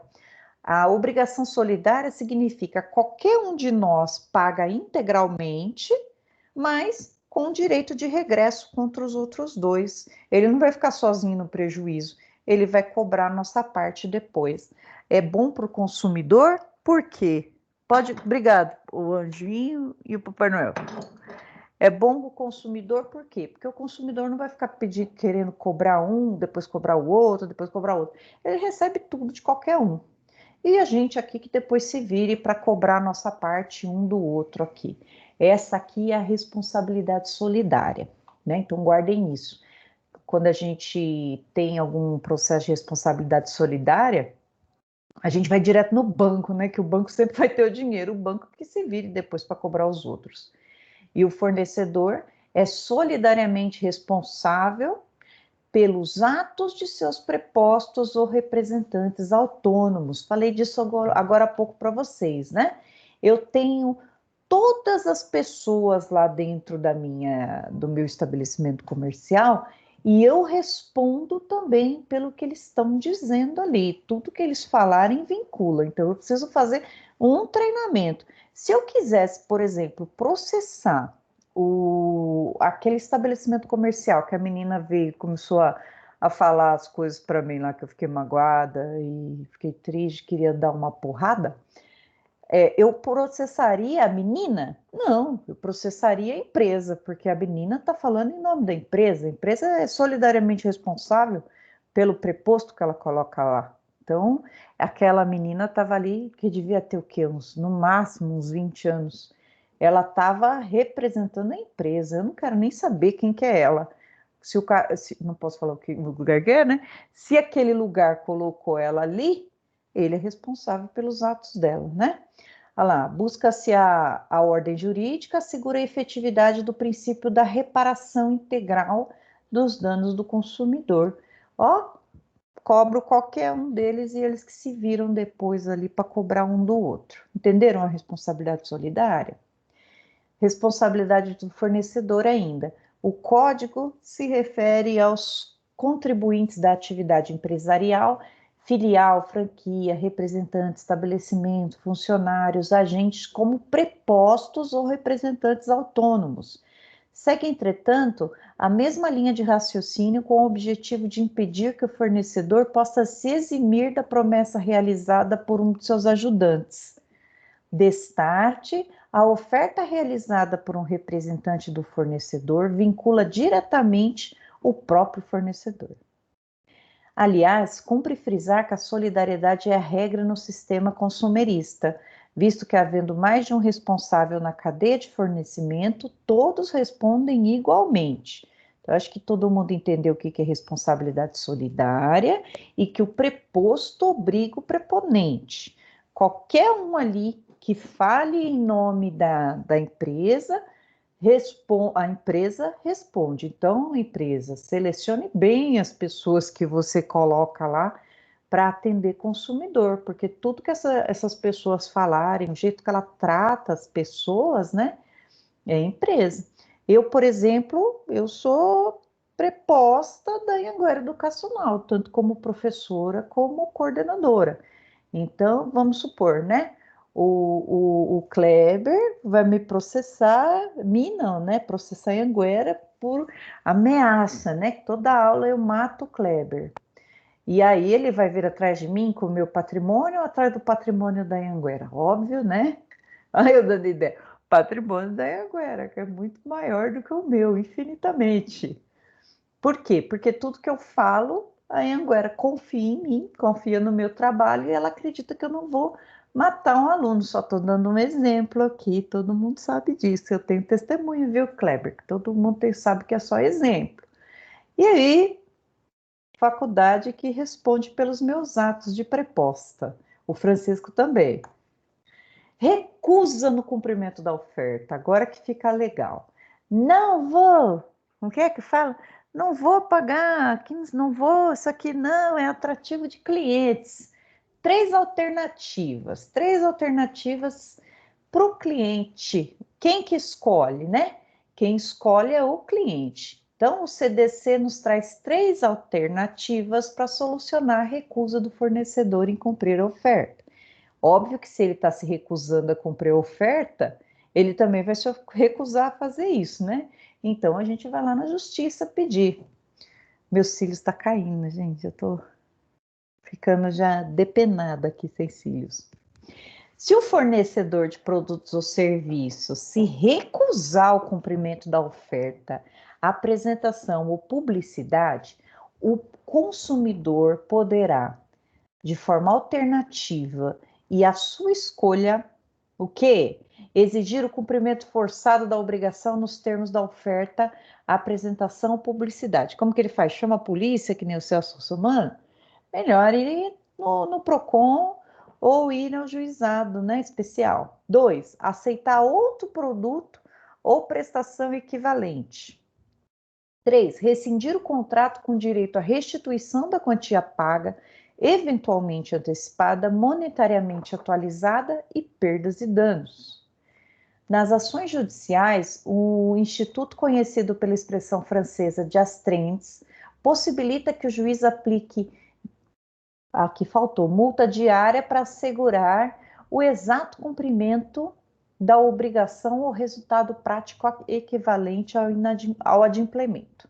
Na ação que tenha por objeto o cumprimento da obrigação de fazer ou não fazer, o juiz considerará a tutela específica da obrigação ou determinará providências que assegurem o resultado prático ou equivalente ao inadimplemento. O juiz poderá, na hipótese do parágrafo 3º ou da sentença, impor multa diária ao réu, independentemente do pedido do autor, se for suficiente ou compatível com a obrigação, fixando um prazo razoável por cumprimento. Isso aqui é muito legal e muito importante que a gente saiba. Recusou a oferta. Eu comprei o carro deu problema, né? O carro parecia uma árvore de Natal, eu ligava, tudo que as luzinhas do painel começavam a aparecer. Já aconteceu isso com vocês? Ligou o carro, começa a aparecer tudo que é luzinha. Você fala, ixi, é Natal? E aí, leva para a concessionária de volta, a concessionária vai, fica um mês com o carro, devolve. Fala, não quero meu dinheiro de volta, esse carro está dando muito problema. Não, tenho 3 meses, pelo amor de Deus, não quero. Não vamos. Aí o que faz? Vai na justiça. E aí, ou fala para o juiz, eu quero meu dinheiro de volta, porque ó, é a escolha do consumidor, ó. Eu quero alternativamente ou a minha escolha, a minha livre escolha. Eu posso querer o quê? Que eles cumpram forçadamente a obrigação. Arrumem o meu carro. 2, aceita um produto diferente. Eu comprei lá um Etios, agora eu quero um Corolla. Mas eu vou ter que pagar mais, né? Rescindir o contrato com direito à restituição antecipada monetariamente atualizada. É isso que eu quero. Eu quero o dinheiro que eu paguei, monetariamente atualizado, e mais perdas e danos. E aí eles vão falar assim, minha filha, você tá louca, não vou te dar nada. Vai para a justiça. E lá, o nosso pedido vai ser o cumprimento obrigatório, forçado da obrigação. Eu quero nos termos do inciso 3º, que eu posso escolher livremente um dos 3, ou resolve meu problema, ou me dá outro no lugar, ou a quantia, ou devolver o dinheiro. Eu quero que devolva o dinheiro. Aí o juiz vai citar a concessionária para me devolver o dinheiro, sob pena de multa diária. Essa que é a tal da astriende, que é uma palavra francesa. Astrentes, astriende, tem gente que fala de tudo que eu não sei, se for francês, né, faz um biquinho. Mas é a multa diária. Essa multa diária vai para quem, pessoal? Vai para o nosso cliente, 30% para a gente, depende de quanto que você combinou com o cliente, mas multa diária é uma beleza, que legal que é a multa diária. E às vezes, né, dependendo, às vezes quem recebe a citação é um funcionário, engaveta, aí é uma delícia. Aí, às vezes, a multa diária compensa mais do que a indenização. Então, sempre peçam sob pena de multa diária, que daí eles resolvem rapidinho, né? Uma vez eu pedi uma multa diária, mas foi um outro, não era envolvendo direito do consumidor, era uma obrigação de fazer, né? E eu pedi uma multa diária de 150 mil, o juiz deu. Fizeram na hora. Olha como Deus toca no coração da pessoa. É o anjinho meu aqui, ó. Vamos lá. Publicidade. Agora essa parte é legal. Publicidade. O poder econômico dos grandes grupos empresariais, aliado às novas tecnologias de comunicação, exercem grande influência no comportamento humano. Né? Se exerce. O mercado publicitário é um dos que movimenta o maior valor na atualidade e desempenha um papel estratégico de destaque para a gestão das companhias. Justamente por ter se tornado um mecanismo de persuasão, as técnicas e modos de realização promocional têm merecido o zelo por parte do legislador ao redor do mundo. A publicidade, né, pessoal? Esse compre, você só é feliz se você compra, você só é feliz se você troca de carro todo ano. O que te dá status, o que te dá poder é o consumo, é uma mensagem subliminar atrás da outra na nossa cabeça, não é mais, é só o ter, e eles nadam de braçada nisso, e a gente fica igual uns doidos querendo consumir cada vez mais, né? E aí a gente fica, poxa, mas por que eu estou fazendo isso? A gente está sendo manipulado o tempo todo pela publicidade, né? Tem mensagens que fazem a gente sentir fome, mensagens que fazem a gente querer alguma coisa, todo mundo manipuladinho, coisa que mais manipula a gente é o celular, né? A gente não fica assim toda hora, ai, quer pegar o celular? Isso manipula, isso prende a gente, né? As mensagens subliminares, principalmente as crianças. Entende-se por publicidade qualquer meio de transmissão de dados ou informações com o objetivo de incentivar a aquisição de produtos ou serviços no mercado de consumo. A publicidade é uma prerrogativa dos empreendedores e está na essência da atividade mercantil. A publicidade pode gerar efeitos nocivos para a sociedade. Por isso que o CDC estabelece limites e prescreve deveres para o seu uso a fim de evitar práticas desleais, abusivas, enganosas que fixam a transparência e a boa-fé. Uma forma, né, de segurar as publicidades é o CONAR. Ele vai fazer a regulação das publicidades, né? E quem tiver depois curiosidade, entra lá no site e ele vai mostrar muitas propagandas que foram, não digo censuradas, mas vetadas pelo CONAR, já que estava incentivando o uso, tinha, por exemplo, eu lembro de uma propaganda que era interessante, que era uma criança com uma tesourinha do Mickey e ficava, eu tenho, você não tem, eu tenho, você não tem, e a criançada ficava doida que queria aquilo lá, né?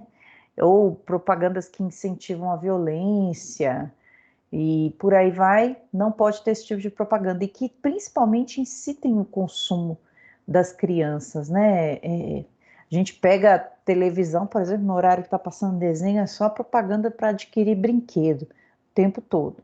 Agora, mais do que nunca, como é o nome daquilo? Os influenciadores, né, na internet, propaganda o tempo todo no YouTube, aí essa não tem essa regulação toda. E é engraçado, né? Antigamente você falava com a criança assim, falava assim, o que você quer ser quando crescer? Aí queria ser médico, advogado, agora tudo quer ser youtuber. Tomei um susto esses dias que a criança falou que quer ser youtuber, eu nunca tinha ouvido, falei, nossa, a gente vê um monte de gente youtuber aí, mas nunca pensa que criança quer ser youtuber, né? Fiquei chocada. E aqui, que é uma coisa importante, princípio da identificação na publicidade, presente no artigo 36, determina que a atividade seja ostensiva. O consumidor deve perceber com relativa facilidade de que se trata de um anúncio promocional, não podendo haver uma indução disfarçada ou clandestina. Avisa isso para o pessoal do merchandising, né? A publicidade deve ser veiculada de tal forma que o consumidor fácil e imediatamente a identifique como tal. Por isso que aparece lá, informe publicitário. Informe publicitário está numa revista, olha, parece que está dentro de um contexto, né? Lembra das TCC, quando vocês estudam metodologia, que a gente faz citação dentro e fora do contexto? E quando a gente faz citação dentro do contexto, a gente coloca lá a citação nas palavras do ilustre doutrinador fulano de tal e coloca como se fosse um texto seu. E a publicidade dentro do contexto é aquela que você tá na novela lá e aí daqui a pouco aparece uma pessoa lá, eu comprei um perfume novo, que não sei o que, e começa a fazer publicidade do perfume ali, né? Precisa ser ostensivo a publicidade, precisa mostrar para quem está assistindo que aquilo se trata de uma publicidade. As crianças, aquela história de PlayStation, a gente não percebe, a criança mesmo não percebe que aquilo é uma publicidade, que eles estão vendendo um PlayStation ali, porque milhões de crianças que estão assistindo ali, uma ou outra ganha um PlayStation, o resto quer PlayStation de qualquer jeito. Como? Pai comprando, não tem outro jeito. Outra publicidade pura é Instagram, Facebook, qualquer coisa que você procure na internet, daqui a pouco tá lá aparecendo no seu feed de notícias, toda hora. Seria uma lá. indução, professora? Sim. Olha lá, tá falando que tá induzindo você a comprar. Tá falando que a publicidade, ela tem que ser identificada. Eu tenho que identificar. Quando que estão identificando aquele piscado do como é o nome daquilo, gente? Jequiti? Você não é feia, que você não usa produtos Jequiti. Fica piscando lá toda hora, Jequiti. Aí você fica, imagina, nossa, eu queria tanto um perfume da Eliana. Do nada, né? Porque você quer o perfume do Fábio Júnior, da Eliana, tá induzindo você a comprar, né? E aí fica mais fácil, mais barato pagar uma indenizaçãozinha ou outra, que porventura o pessoal vá lá reclamar, do que tirar aquilo da televisão. É mais barato, né? Olha lá. Então a publicidade, ela tem que ser identificada, não pode publicidade sem identificação. Aqui falando do merchandise, ó. Princípio da identificação da publicidade versus merchandise. O merchandise é uma técnica usada para veicular produtos e serviços de modo indireto, por meio de inclusões em programas e filmes. Deve-se atentar para a maneira como a inclusão do produto ou serviço é feita. O merchandise pode, portanto, ou não... O merchandise pode, portanto, ser ou não uma prática em desacordo com o CDC. Não há proibição expressa, mas essa pode resultar numa análise do caso concreto. Eu entendo o contrário, eu entendo que é proibido, porque merchandise nunca é ostensivo. E está dizendo que é ostensivo, mas a apostila está dizendo que pode ou não pode, depende do caso concreto. O intérprete deve identificar, frente aos fatos que lhe sejam apresentados, se está claro se tratar de uma informação com juízo de valor independente ou se a publicidade está mascarada ou dissimulada. Nesse caso, a publicidade será considerada ilícita. Por exemplo, a gente está lá no cinema assistindo o filme, daqui a pouco está lá numa parede, do nada lá o cara passando na rua, uma parede da Nike. Houve um estudo nos Estados Unidos que eles fizeram o seguinte, passou na tela do filme, bem rapidinho, imperceptível ao olho nu, escrito, compre pipoca e beba refrigerante, coma pipoca e beba refrigerante, bem rápido, bem rápido. E as pessoas não entendiam, não conseguiam enxergar aquela propaganda. Porém, aumentou muito o consumo de pipoca e refrigerante. E aí foram fazendo o estudo ali e verificaram que estava aumentando muito o consumo. Então, aquela propaganda estava entrando de forma subliminar na cabeça das pessoas, além do entendimento, como que a gente fala? Tem o consciente, né? De forma inconsciente estava entrando na cabeça e eles estavam aumentando o consumo de Coca-Cola e de refrigerante e de pipoca. Da mesma maneira, né, quando aparece em segundo plano, lá tá lá o símbolo da Nike, ou eles usando um produto X, tá lá, ou uma bolsa tal, tudo isso está fazendo uma publicidade indireta, né? E aí o nosso doutrinador da apostila, ele fala assim, olha, pode ser ou pode não ser o merchandising proibido. Merchandising é aquela propagandinha dentro do contexto, né? Que é, mas não é, tá mostrando o artista usando. E se for, né, mascarado ou dissimulado, será ilícito. Como foi esse caso emblemático nos Estados Unidos, passando, compre refrigerante, beba Coca-Cola. Imagino tanto, né, gente? Isso é o que eles contaram pra gente. Imagino tanto que não existem, né, de mensagens subliminares. Toda informação e publicidade deve ser verdadeira e precisa. E, além disso, impõe ao fornecedor o dever de manter dados fáticos, técnicos e científicos que lastreiem as informações divulgadas. Trata-se do princípio da transparência e da fundamentação publicitária, que é aquela que facilita a verificação dos direitos do consumidor em caso de futuro conflito. Então, está aqui, artigo 36, parágrafo único. O fornecedor, na publicidade de seus produtos e serviços, manterá em seu poder informação dos legítimos interessados dos dados fáticos, técnicos e científicos que darão sustentação à mensagem. Olha que importante. Se ele está falando que aquele produto tem determinado benefício para a saúde, então ele tem que ter um estudo técnico dizendo que aquilo acontece, né? Igual aquela história do ômega 3, né? Aí fala assim, porque esse ômega 3 vai fazer isso, vai fazer aquilo. Tem que ter estudo técnico lá dele dizendo que realmente ele causa esse benefício para a saúde. É isso que está querendo dizer o artigo. Propaganda enganosa. A publicidade que induz ao consumidor ao engano é proibida no Código de Defesa do Consumidor. Então, é proibida toda publicidade enganosa ou abusiva. É enganosa qualquer modalidade de informação ou comunicação de caráter publicitário, inteira ou parcialmente falsa. Isso é ser enganoso.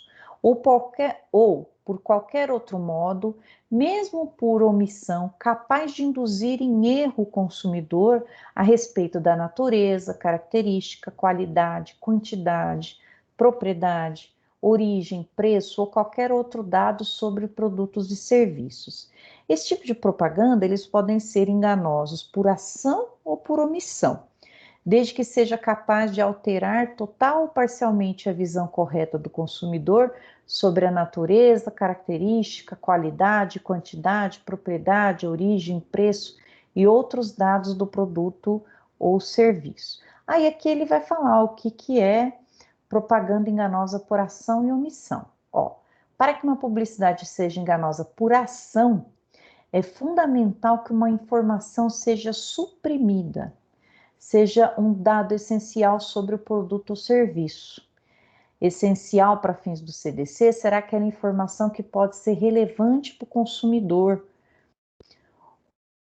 que confirme ou não a negociação. A publicidade enganosa independe da intenção do fornecedor, bastando apenas que objetivamente informe ou suscite potencial equívoco no consumidor. Então, vamos falar o que é uma ação, uma propaganda enganosa por ação ou por omissão, né? Aqui ele vai falar assim, olha, esse produto realmente vai limpar a sua roupa e se você compra esse produto aqui, realmente ele acaba com as manchas, né? E aí não acaba com a mancha nada, né?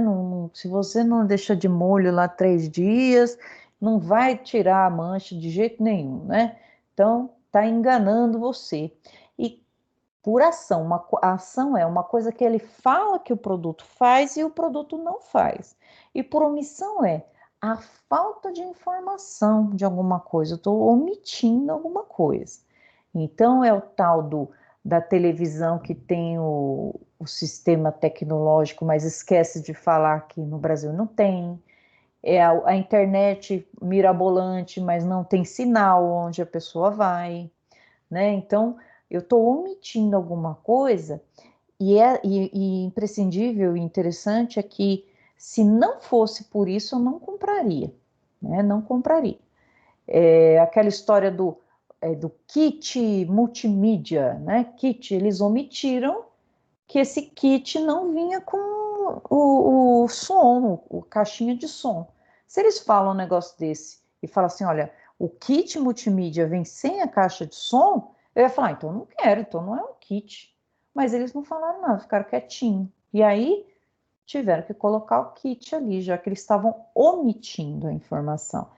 A maioria das vezes, né, quando você pega uma empresa séria, eles entendem, sabem do peso que vem quando a justiça age, então eles resolvem, não deixam ir para a justiça, não. Então já falamos aqui, e agora aqui, ó, propaganda enganosa. O puffing. Puffing é uma técnica publicitária muito comum. Eu acho muito legal essas técnicas publicitárias, né? Que consiste na prática de adjetivações exageradas do produto ou serviço. Apresentam-se normalmente como expressões: o melhor produto do mundo, o mais bonito, o mais desejado, o mais cheiroso, o melhor que tem, né? Ele não é considerado, a princípio, como publicidade enganosa. O seu grau de subjetividade é recebido pela doutrina como licença publicitária. Então, ele está querendo dizer o seguinte, olha, tá falando que é o melhor do mundo, porque a maioria das pessoas gostam, mas por ser subjetivo, cada um gosta de uma coisa, tem gente que gosta de um perfume doce, tem gente que não gosta, pode ser o melhor do mundo para a pessoa que gosta, mas a outra vai odiar. Então, quando fala que é o melhor do mundo, isso é muito subjetivo. Vai depender da pessoa, né? Deve-se, contudo, tomar cuidado para não confundir com promessas milagrosas. Essas sim ultrapassam os limites da lealdade, são enganosas. Então, quando vai exagerar, é o melhor do mundo, aí eu tenho uma licença publicitária. Mas a tal das técnicas publicitárias, eu acho muito legal. Se eu pudesse fazer um curso, eu faria um curso de publicidade, porque eu acho muito legal as técnicas que os caras usam, né, de colocar nos olhos da pessoa os produtos mais caros, o cheiro, né, parece que até publicidade, até pelo cheiro, até o tiozinho do churrasquinho faz, né, por exemplo, você passa ali, o cara joga umas gorduras na brasa, assim, vai a banana ali, nossa senhora, a lombriga começa a atacar, né? Assim, eles usam essas técnicas aí para chamar os clientes. É tudo publicidade. A cor vermelha remete à fome, né? Por aí vai, várias técnicas que os caras usam. Publicidade abusiva agora. Enganosa a gente viu que é mentira. E a abusiva? A abusiva ela vai agredir alguns valores. Aqui o legislador pretende afastar condutas socialmente reprováveis. O artigo 37, parágrafo 2º, traz um rol exemplificativo de condutas publicitárias. Claro que eles não conseguiram falar todas, né? Por isso que o rol é exemplificativo. É abusiva dentre outras publicidades discriminatórias de qualquer natureza, que incite a violência, explore o medo, a superstição, se aproveite da deficiência de julgamento, da esperteza da criança, desrespeite valores ambientais, ou que seja capaz de induzir o consumo, se comportar de forma prejudicial, perigosa à saúde ou segurança. Publicidade abusiva, então, ela agride valores.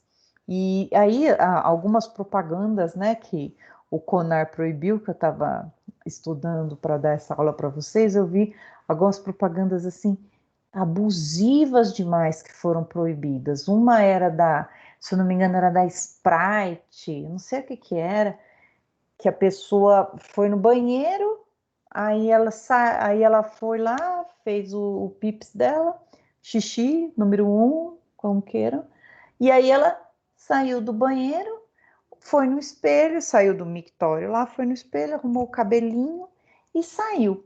No que ela sai do banheiro, ela encontra uma pessoa, acho que deve ter sido bem antes da pandemia, aí ela estica a mão para cumprimentar a pessoa, né? Com a mão de mijo dela, né?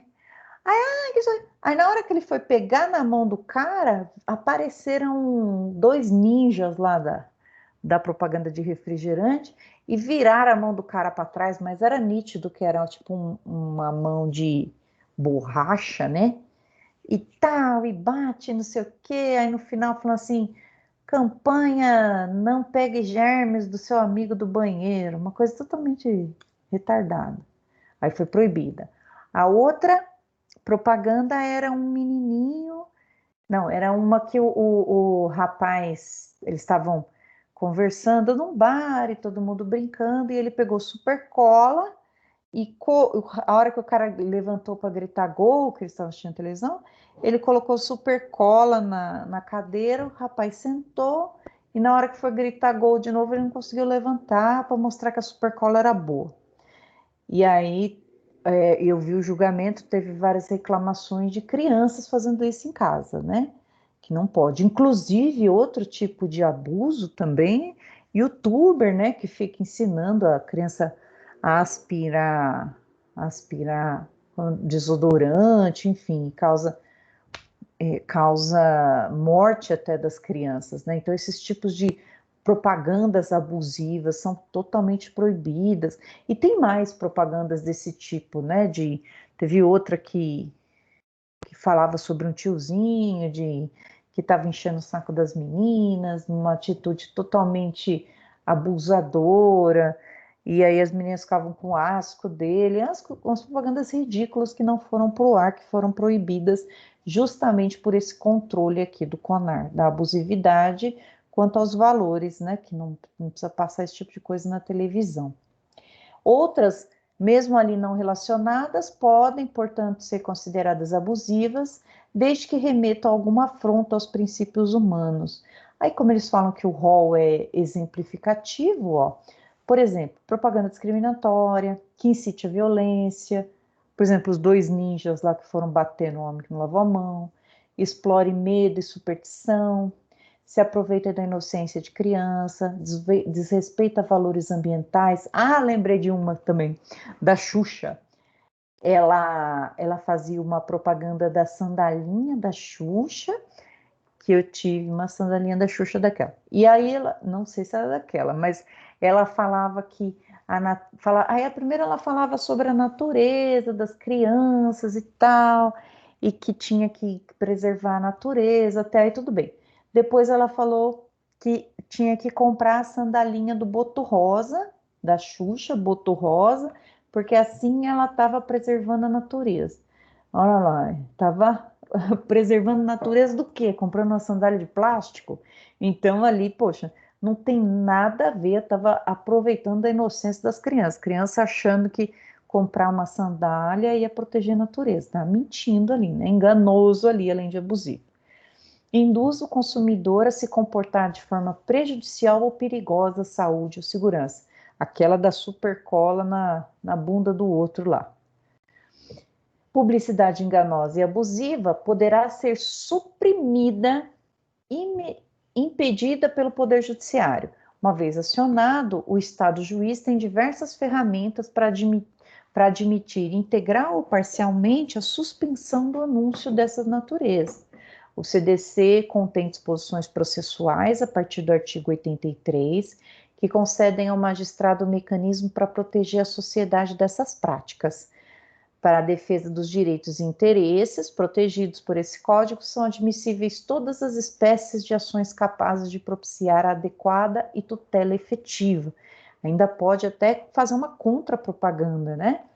As publicidades enganosas e abusivas também sofrem controle administrativo do Conselho Nacional de Autorregulamentação Publicitária, que é o CONAR, e dos órgãos públicos que garante a defesa dos direitos do consumidor, nos artigos 55 e 60 do CDC. E se ele fala da contrapropaganda. A contrapropaganda seria, colocou a publicidade abusiva, chegou a veicular, então, por exemplo, dá o exemplo dessa da Xuxa, né, que eu não sei nem se chegou a ser proposta. Faria uma outra propaganda e ela seria sempre paga pelo fornecedor lá da publicidade, e ela seria uma outra propaganda dizendo, olha, Não é o fato de comprar uma sandalinha da Xuxa que você está cuidando do meio ambiente. Cuidar do meio ambiente é isso, separa o lixo, diminui o tanto de água que você toma banho, faz isso, faz aquilo. Isso é cuidar do meio ambiente, proteger os animais e não é comprar sandália. Mais ou menos assim, fazer uma propaganda educativa no lugar da que deseducou. Artigo 56. Aqui, as infrações das normas de defesa do consumidor ficam sujeitas, conforme o caso, às seguintes sanções administrativas, sem prejuízo das de natureza civil e penal e das definidas nas normas específicas. Sem prejuízo o próprio consumidor propor a ação, né? Quais são as sanções? Vamos lá. Multa, apreensão do produto, inutilização do produto, cassação do registro do produto junto ao órgão competente, proibição da fabricação do produto, suspensão do fornecimento de produtos ou serviços, suspensão temporária da atividade, revogação de concessão ou permissão de uso, cassação de licença do estabelecimento ou atividade, interdição total ou parcial do estabelecimento de obra ou atividade, intervenção administrativa e imposição de contrapropaganda. Olha aqui as sanções que eles podem sofrer. Dá para pedir isso também na petição que a gente fizer, dá para pedir também a aplicação dessas sanções aqui. O ônus probatório, referente à veracidade da informação publicitária, caberá ao fornecedor, nos termos do artigo 38. Esse é um dever que deriva diretamente da lei, é automático e não precisa ser sequer requerido pelo consumidor. O ônus da prova da veracidade e correção das informações ou comunicação cabe a quem os patrocina. Aqui, quando a gente falou de ônus da prova a aula passada, eu disse para vocês o seguinte: dentro do processo judicial, a prova cabe a quem alega, né? Quem tem esse dever de provar? Quem alega. Como o consumidor ele é hipossuficiente, né? Ele é vulnerável e pode ser hipossuficiente se ele não tiver condições de arcar com a prova, o juiz inverte o ônus da prova a pedido do consumidor. Isso quer dizer, passa a ter que provar a outra parte, que ela não fez o que o consumidor está dizendo, né? Nesse caso aqui, a própria lei vai dizer que cabe a prova ao fornecedor. Então, se ele está sendo acusado de uma propaganda enganosa, ele vai ter oportunidade de se defender. E aí ele vai trazer os registros que ele tem, os estudos que ele tem, dizendo que ali não tem nada de enganoso, não tem nada de abusivo. Então, olha lá, o ônus da prova da veracidade e correção das informações. Então, ele vai provar que aquilo é verdade, se for no caso de propaganda enganosa, ou se for abusivo, cabe a ele corrigir, né? E patrocinar essa correção. Então, aqui não precisa pedir para o juiz inverter o ônus. É obrigatório que ele mesmo faça a prova que ele não agiu dessa forma na publicidade. E a inversão aqui não pode confundir, em hipótese alguma, o ônus sobre a veracidade da informação publicitária, que será sempre do fornecedor, com a hipótese de inversão do ônus da prova tratada no artigo 6º, inciso 8º. A inversão do ônus probatório em um processo que envolva direito consumidor não está restrita somente à publicidade. Deve ser requerida pelo consumidor e apresenta como requisitos para sua concessão a verossimilhança das informações e a hipossuficiência no caso concreto. Então, vou dar um exemplo aqui. Imaginem só que eu não queria um determinado produto, eu não queria, e aí me mandaram. Eu entrei num site, aí eu fui lá e tinha um produto para crescer cabelo. E aí eu fiz o cadastro para receber uma amostra grátis. Daqui a pouco chega o produto e o carnê. E eu não queria. E aí eu fui lá e queria devolver, eles não queriam. Fui lá no juizado especial e fiz uma reclamação. Fui lá e fiz uma inicial dizendo que eu não queria. Cada um dos produtos custava R$100, eram 300. Eu só queria a amostra grátis. Se eles não mandaram, eles mandaram o produto, né? Então, nesse caso, eu posso pedir inversão do ônus. E aí, o próprio empresa vai ter que provar que eu pedi. E eu não pedi, tanto que não passou cartão, não passou nada, eles mandaram boleto. Então, nesse caso, o juiz vai analisar se inverte o ônus ou não. Pode ser que ele não inverta, pode ser assim, Marisa, quem vai ter que provar que não pediu vai ser você.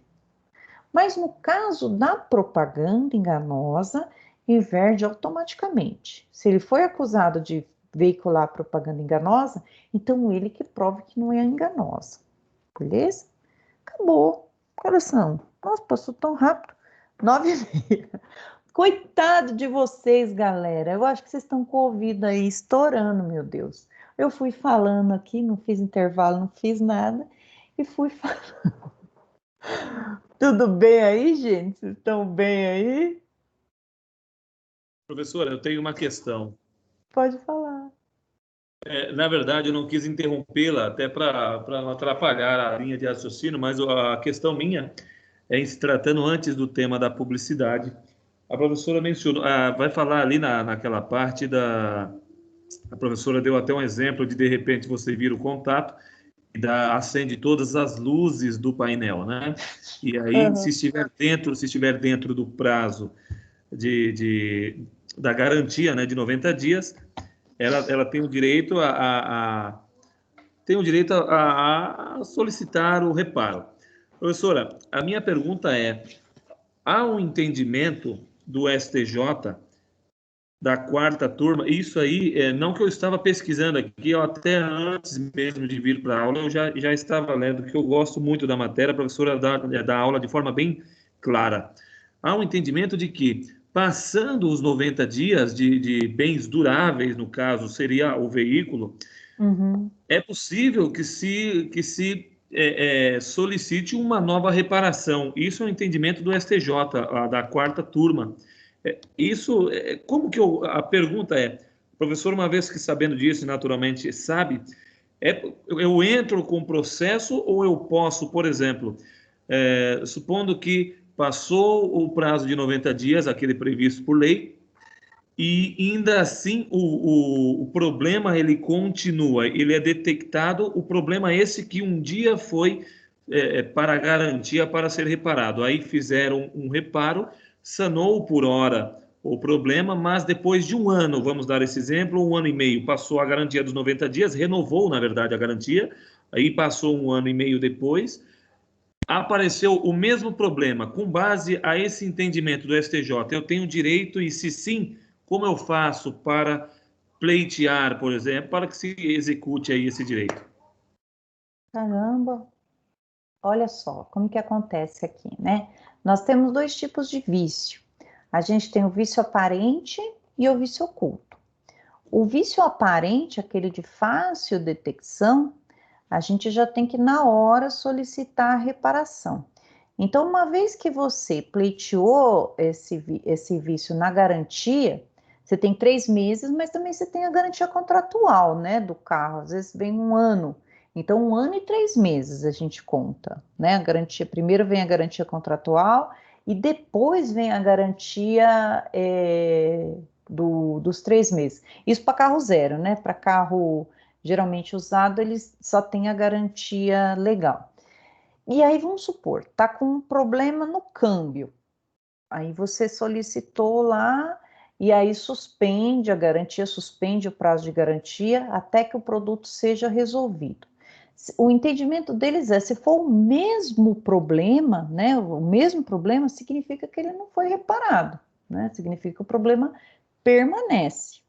Então, respondendo a sua pergunta, né, como que eu faço para resolver? É sempre assim, você vai lá e pede, tenta resolver numa boa. Não conseguiu? Juizado, se for até 40 salários mínimos, se não, justiça comum para forçar, não tem outro meio. E se for vício oculto, se for o vício oculto, né? Por exemplo, eu tive um cliente que passou a garantia, passou tudo, e ele começou a notar que começou a dar um problema no carro, E aí ele ligou para o antigo proprietário do carro, que deixou na concessionária o carro, e ele falou, olha, esse problema sempre teve, só que ele vai e volta. E o vendedor não te falou? Falou, não. Então era um vício oculto e faltou com o dever de informação, né? Então, nesse caso, quando aparece o vício oculto, surge os 3 meses para reclamar. Olha que interessante. Então, vai depender do tipo de vício.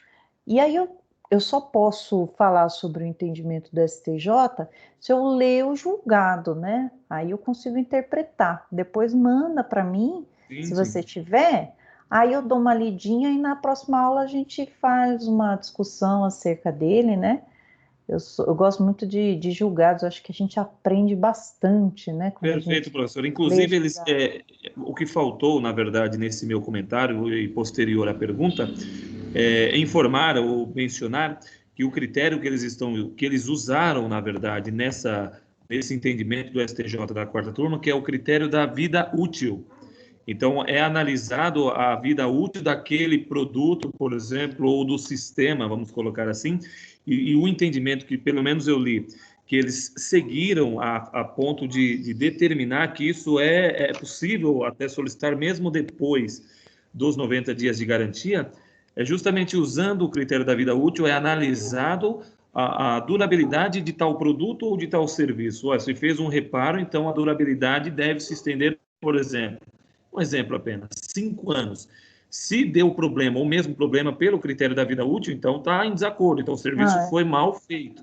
Porque muitos lugares mascaram, eles fazem um trambique que era para estender a durabilidade, acaba-se os 90 dias, garantia, então logo aparece o defeito. Por isso, então, chegou a essa decisão. Faltou esse comentário anterior, mas legal, professora, legal, bem super claro. legal. E quando a gente faz, né, uma petição inicial, o que é legal a gente fazer? Por exemplo, eu quero fazer uma petição sobre vício no produto, vício do carro. Eu vou atrás das decisões dos julgados nos tribunais, porque quando a gente abre, a gente clica lá no julgado, a gente abre, a gente tem uma aula de direito do consumidor ali. Então, você pega um trecho desse, né, Kleber? Você pega um trecho desse, coloca na sua publicação, na sua petição, e você cita de onde tirou, arrepia o braço do juiz na hora que ele lê. Porque você está colocando ali as palavras do STJ. Então, eles não vão contrariar o que está escrito ali. Então, é muito importante e interessante que a gente consulte a jurisprudência. Eu já mostrei para vocês, não sei se eu já mostrei para vocês, que dentro do AVA, tem uma parte lá, biblioteca digital, vocês conseguem acessar a revista dos tribunais. Ali tem um farto acervo na revista dos tribunais de jurisprudência. Você já viu isso, Kleber?